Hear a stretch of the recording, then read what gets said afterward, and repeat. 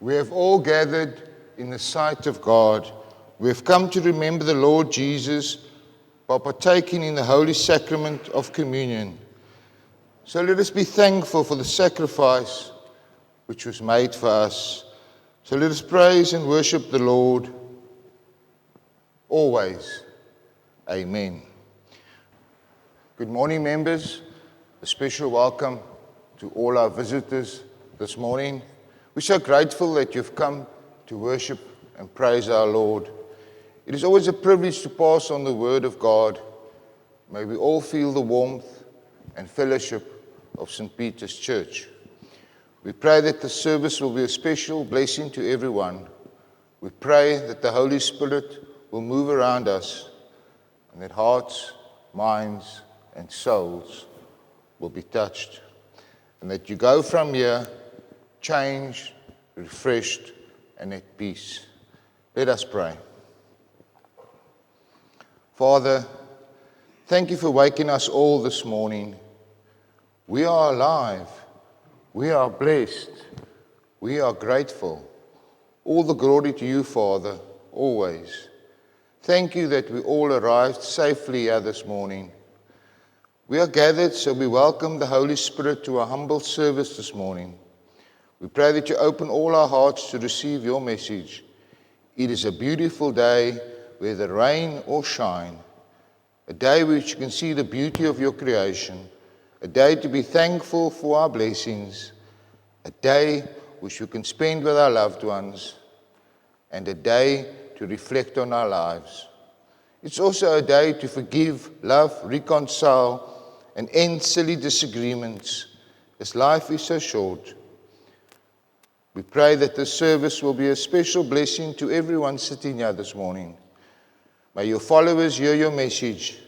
Let us all confess and repent. Father, then grant us your mercy and grace as we set aside worldly distractions and focus on your teachings. We pray that the Holy Spirit will embrace all those who seek him this morning. Our first reading comes from Exodus 32, verse 9. And this is where God talks to Moses on Mount Sinai about the Israelites. And the Lord said, I have seen these people, and they are indeed a stiff-necked and stubborn people. This is the word of God. Amen. Our second reading comes from Jeremiah 7, verse 24. And this is where Jeremiah talks about the people of Judah and Jerusalem. As he says, but they did not listen or pay attention.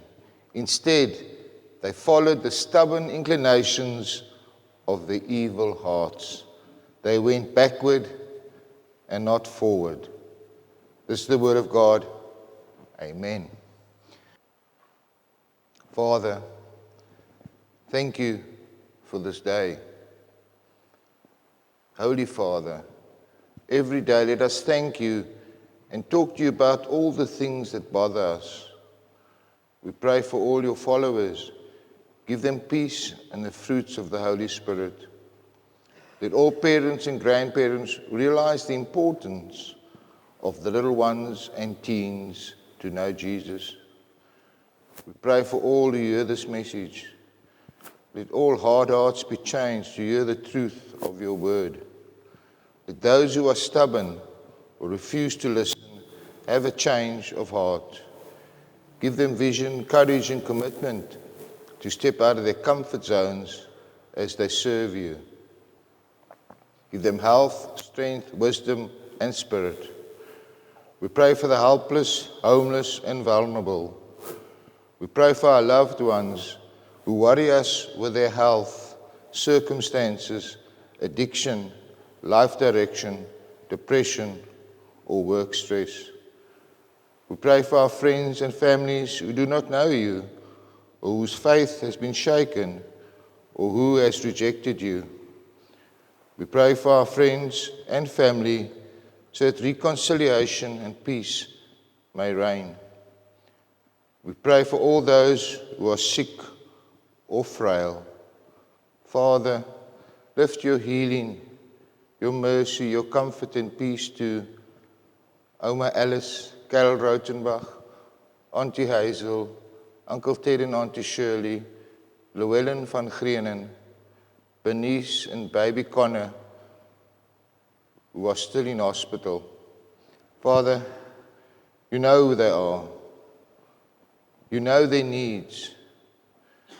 We think of all our loved ones who are sick, who need prayers, who have aches and pains, who have grief and sorrow. Father, please give them your comfort, healing, peace, and relief. We pray for comfort and mercy for all your followers who bear the burdens of pain, bereavement, and depression. That those in their final days accept your comfort, rebirth, and eternal life. Father, give them peace, knowing that eternal life exists. We pray for healing or change of heart for all those who are hurting in some way. That worry be replaced by peace. That confusion becomes clarity. That faith replaces fear. That truth replaces doubt. That pain be turned into relief and comfort. That depression be turned into inspiration. That hearts, minds, and souls are changed when hearing the truth of your word. That your followers rise up when your church, your bride, needs existence in times of need. Father, then bless those helpers abundantly. Father, thank you for your mercy and grace. We ask you to lead us in the coming week and keep us from making mistakes. Help us to never disappoint you through our words, actions, and thoughts. Father God, thank you for loving us all. Lord, in your mercy, hear our praise. Merciful Father, accept this simple prayer and all the intercessory prayers that were said during silent prayer by this congregation, according to your will. Through our risen Savior, Jesus Christ. Amen. The worship team shall now bless us in song by singing Your Church before the message.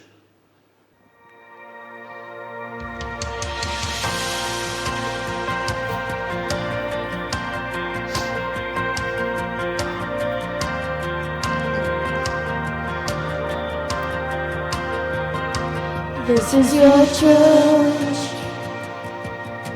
built upon the cornerstone of Jesus,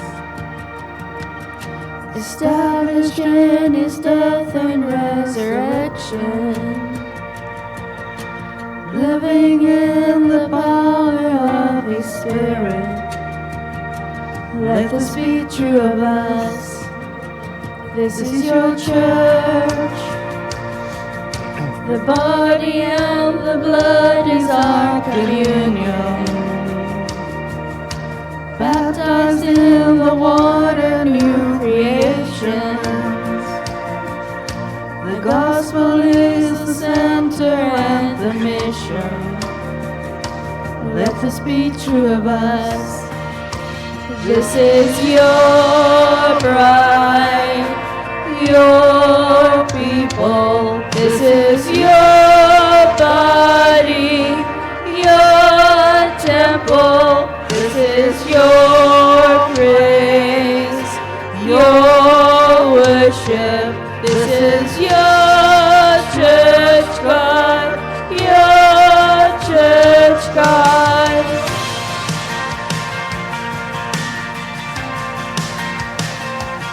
We are your people. Disciples known for loving one another, identified by grace shown by the Father, forgiven so now we're forgiving others. Let this be true of us. We are your people, raised to life with hope and greater purpose.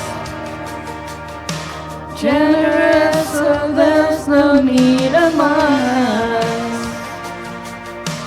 Unashamed to speak the name of Jesus.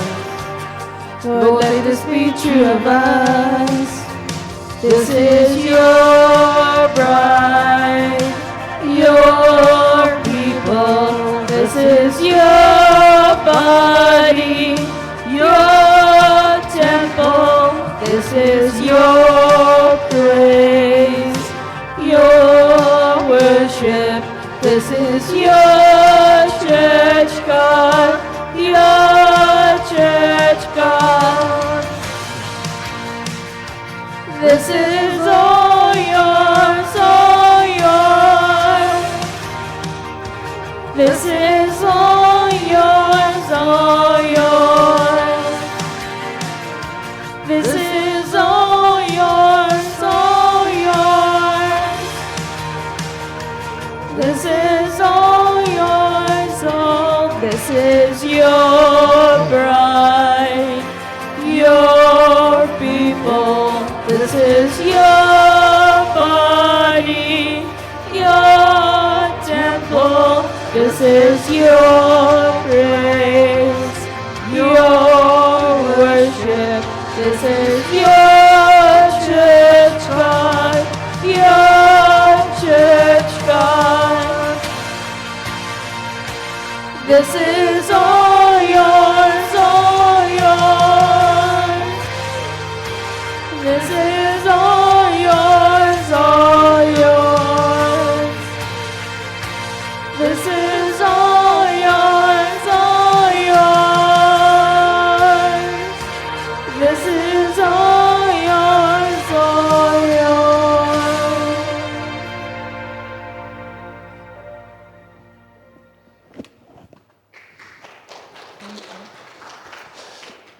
Thank you, worship team.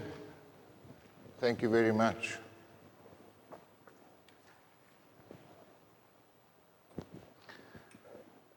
Being stubborn. What is being stubborn all about? Well, it's been defined as having determination not to change one's position on something, especially in spite of good reasons to do so. Basically mean stuck in our ways. Ask yourself this morning, are you a person that likes to be stubborn about everything? Maybe you're stubborn for the right reasons. Friends, Moses is looking after his father-in-law's sheep. And he's on the mountainside. Then God appeared to him in flames of fire within a bush. Now you can imagine you're looking after the livestock and just suddenly a bush starts to burn.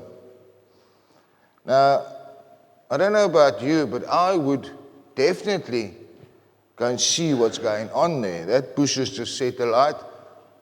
I want to go and see what is going on.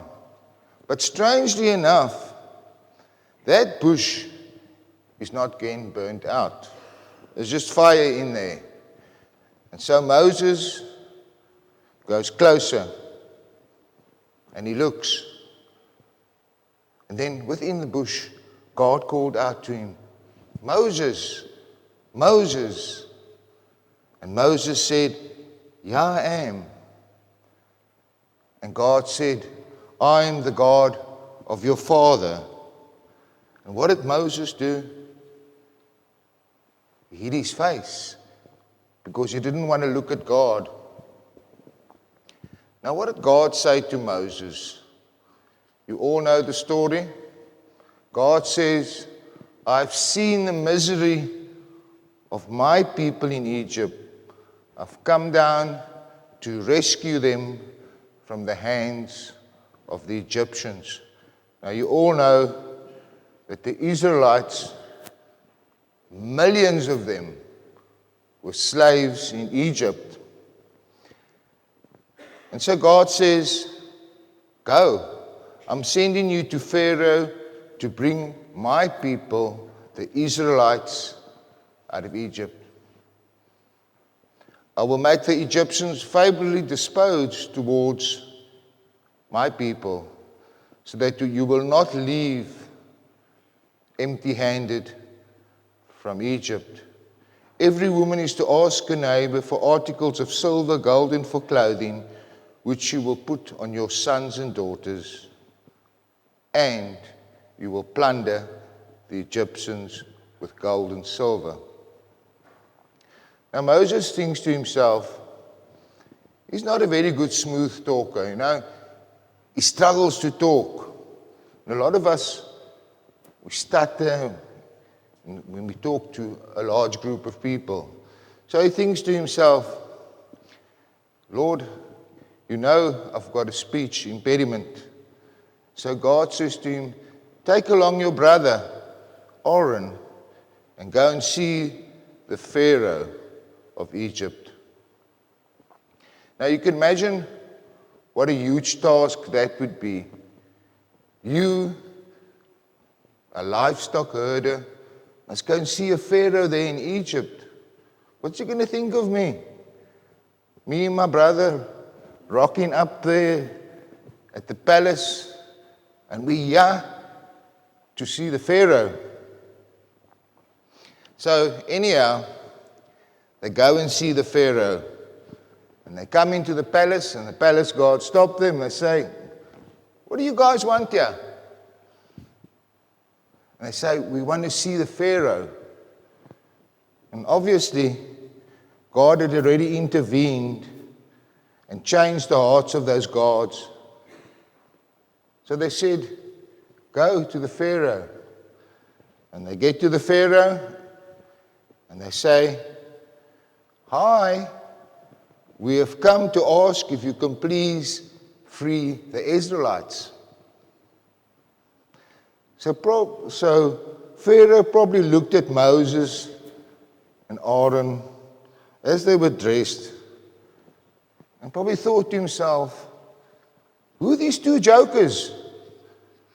Maybe I should just chop off their heads, then they will stop talking.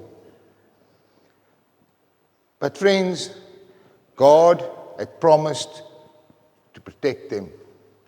No matter what happened, God was there for them. So Ramesses was sitting on his golden crown, dressed in golden robes, and he looked at these two men in front of him. They were probably dressed in sandals and long garments. He looked at them, he lifted his face and said, nah, it's a no for me. Yes, they did tell Ramesses that God had sent them, but he just laughed at them.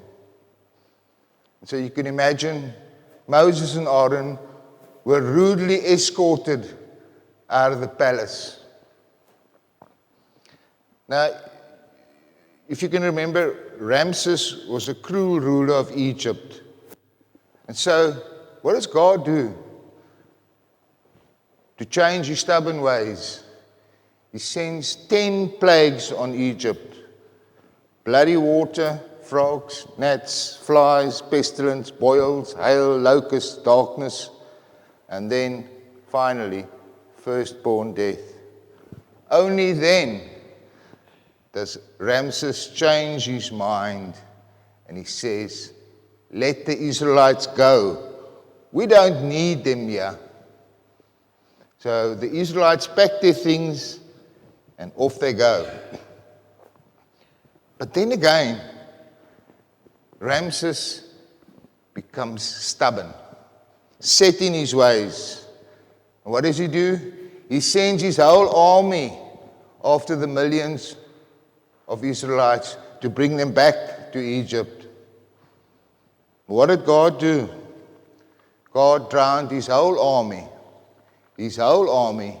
in the Red Sea. Now Moses continues his journey to the Promised Land. And millions of people are following. The Bible says alone there were 600,000 men without women and children. Millions of people. And they arrive at Mount Sinai, and Moses receives the 10 Commandments. Now, I don't know about you, but if I'd seen all the miracles that God has done for me, I would say, thank you, God. I praise you. I worship you. But oh no, not the Israelites. When Moses comes down from the Mount Sinai, what does he see? He sees the Israelites that built the golden calf. Obviously, with all the gold and silver they'd taken from Egypt. They had seen the miracles from God, but their hearts were hardened and stubborn. Now imagine you've just come down from the mountain like Moses, and you've spoken to God, and He's given you the 10 Commandments. Moses, in anger, he breaks that 10 Commandments, and he destroys the golden calf. And later, he had to climb the mountain to fetch a second set. Friends, I'm sure we know a lot of stubborn people. Stubborn to the core. Those who resist going to a doctor, even if they're deadly sick. I'm not that sick, liefie. Ek is nie so siek nie. Ek het nie die dokter nodig nie. Those who are incapable to drive their car, yet they refuse to let someone else drive. Even if they've had a couple of drinks, they refuse to hand over their car keys. And those who are stubborn and refuse to admit when they're wrong. Now, you know King Nebuchadnezzar, we all know him. He was a stubborn king. And what did he do wrong? He refused to acknowledge God in his success. And he probably said, I alone conquered Jerusalem 3 times. Because he did. But he did it with the help of God. He stubbornly refused to acknowledge God's authority in his success. And what did God do? God made him mad for 7 years. He ate grass and he lived like a wild beast. For 7 years, he lived like a wild beast and ate grass and lived in the wilderness. He eventually was restored when he repented. The Bible tells the story of a Hebrew prophet, Jonah. Now God said to Jonah, I want you to go to Nineveh and preach repentance to that wicked city. Now, Jonah was a man who was very stubborn, and he said, no, I'm not going. Those people are too wicked. They will kill me. Not my job, no ways. Now imagine God personally comes to you and says this, and you say, no ways, not my job. And what does he do? He runs in the opposite direction of where God is. But what does God do? God sends a storm, and a large fish swallows Jonah. After 3 days in the fish's belly, Jonah repents and is vomited onto the shore. And he's still reluctant to go deliver God's message to Nineveh. But what happens? When he delivers his message, the unexpected happens. The whole city repents. Being stubborn, friends, can have negative effects on your life. It affects all relationships and especially marriages. Think about it. A stubborn spouse. Also, when you refuse to see other person's perspectives, you miss out on opportunities. It makes it difficult to embrace needed changes. Now you may ask, is there a time when I can be stubborn? Really stubborn? Is there really a time? Friends, we have to be stubborn when we follow God. The Bible talks of these people who were stubborn in their faith. The earth had become wicked, so God instructed Noah, a righteous man, to build an ark and gather his family. Then God said, put 2 of every animal on board to survive the flood. Now, as Noah was building the ark, a massive structure, people would walk past and loudly comment, look, old Noah has lost his mind. A flood, you say? We haven't had rain for years now. Noah, you're using the wrong wood. That boat's going to sink. But Noah was stubborn in trusting God's instructions. When the flood came, people came running to the ark for shelter. But did Noah open the doors? Noah couldn't open the doors. His family couldn't open the doors because the Bible says God shut the door. And so people were crying, let me in, please let me in. But there was no way in. Just like the doors of heaven will be shut for some people soon. Now, after the floodwaters receded, Noah and his family, along with all the animals, repopulated the earth. God made a covenant with Noah, and we all know this, symbolized by a rainbow. And what did God promise? He promised never to destroy the world with a flood again. Now, if we look at another stubborn man, stubborn in his faith, which is righteous. The book of Job tells the story of a righteous man named Job who experienced immense suffering. Now, how did this come about? The Bible says God talks to Satan about Job's faithfulness. But my Lord, Satan says, that is only due to you blessing him. Take away his blessings, and Lord, we will see what happens to Job. Now God allows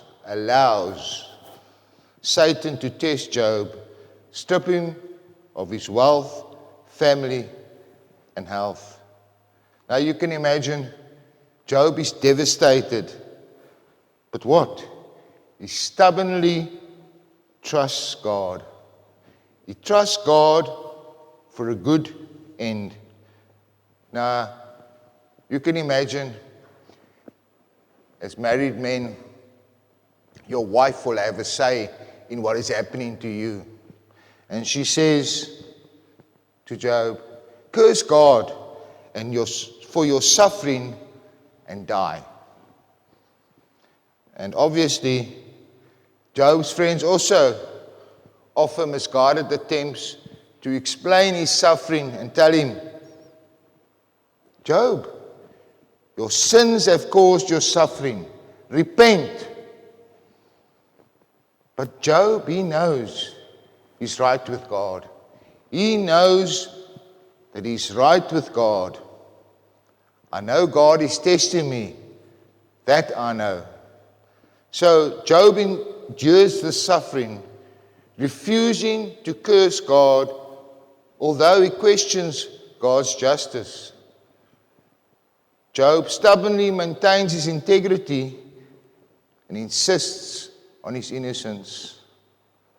Ultimately, God restores Job's health, wealth, and family, demonstrating that even in suffering, God is sovereign and faithful.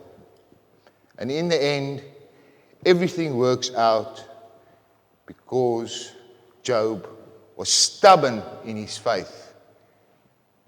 No one could wave him from his faith. Now, I'd like to tell you this morning, let us all be stubborn when it comes to our faith. Not letting worldly distractions keep us from praise and worship. Not letting worldly distractions and entertainment capture our minds. Not allowing family or friends confuse our minds about Jesus. Not letting fake news and articles on the internet make us doubt God's power and ability. Not letting our egos be offended by something or someone at church, His bride. Not letting incidents at church discourage us. Doing our best when it comes to helping His bride, the church. And most importantly, by keeping the commandment with God, a commandment with God made at baptism, by letting our children know about Jesus. And friends, by not sweating the small stuff. Let us be stubborn in our praise and worship to God all the time. Now, I would like to say something this morning that is very, very appropriate. If you find yourself overwhelmed by this life, it's a sign you are spending less time with God and more time with this world and its distractions. All the glory to the Father, the Son, and Holy Spirit. Let us pray. Father, we pray that you open all our minds to the truth of your word. Let us be stubborn when it comes to spreading your word. Let us be stubborn when dealing with the world and being enablers of your word. Let us be stubborn when scoffers laugh at our faith. We trust you. Through Jesus we pray. Amen. Let us listen to the words that constitute Holy Communion. Behold, the tabernacle of God is with men, and he shall dwell with them, and they shall be his people, and God himself shall be with them, and be their God. He was wounded for our transgressions, he was bruised for our iniquities. The chastisement of our peace was upon him, and with his stripes we are healed. Like sheep, we have all gone astray. We have turned each to his own way, and the Lord has laid on him the iniquity of us all. I am the bread of life. He that comes to me shall not hunger, and he who believes in me shall never thirst. We do not presume to come to thy table, O merciful Lord, trusting in our own righteousness, but in your manifold and great mercies. We are not worthy so much as to gather up the crumbs under your table, but you are the same Lord whose property is to always have mercy. Grant us therefore, gracious Lord, so by faith to receive your Son, our Saviour Jesus Christ, that the bread which we break may be unto us the communion of his body, and the cup of blessing which we bless may be the communion of his blood, and that we may evermore dwell in him, and he in us.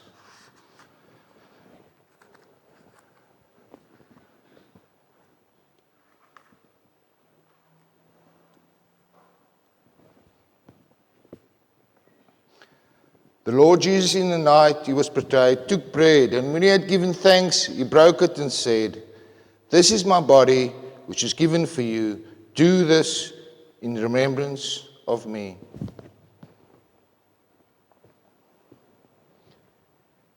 In like manner also the cup after supper, saying, "This cup is the new covenant in my blood.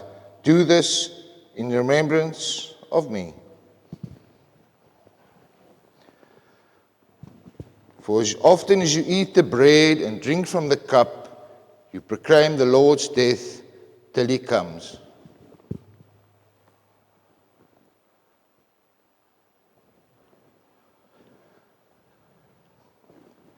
The body of our Lord Jesus Christ, which was given for me, preserve me unto everlasting life. I take and eat this in remembrance that Christ died for me, and feed on him in my heart by faith with thanksgiving.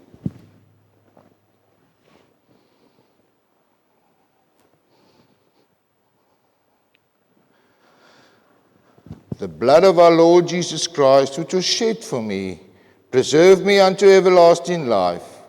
I drink this in remembrance that Christ's blood was shed for me, and I am truly thankful.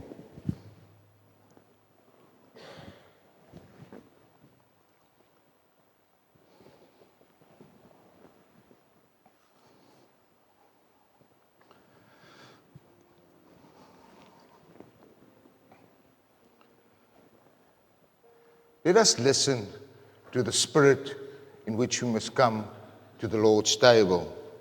You that truly and earnestly repent your sins and in love and charity with your neighbors and intend to lead a new life, following the commandments of God and walking from henceforth in his holy ways, draw near with faith and take this holy sacrament to your comfort and make your humble confession unto Almighty God.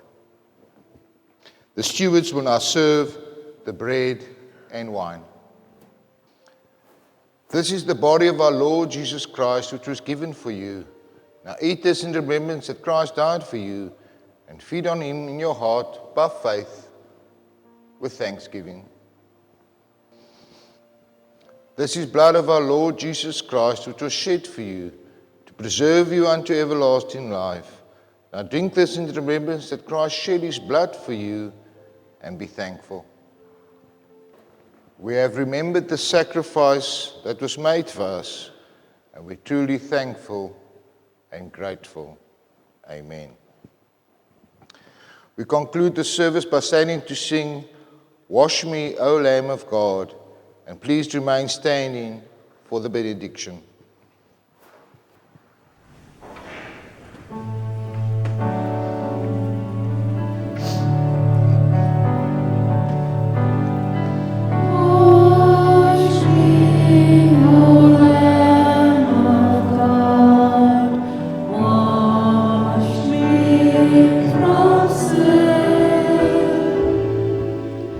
White and the tawny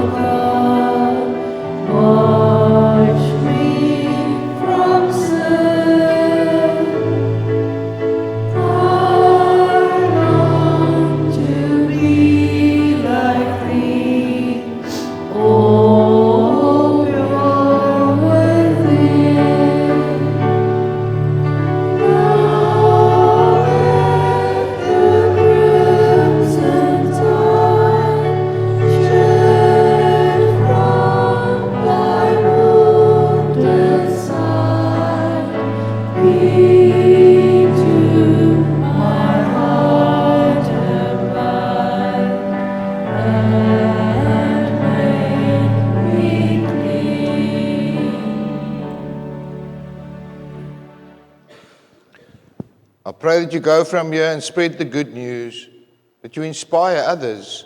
May the fruits of the Spirit be within you at all times, that you stay inside of God every moment. May forgiveness, reconciliation, and peace be some of your tools. And until we meet again, may the Lord keep you and your loved ones blessed and safe. Go in peace. Amen.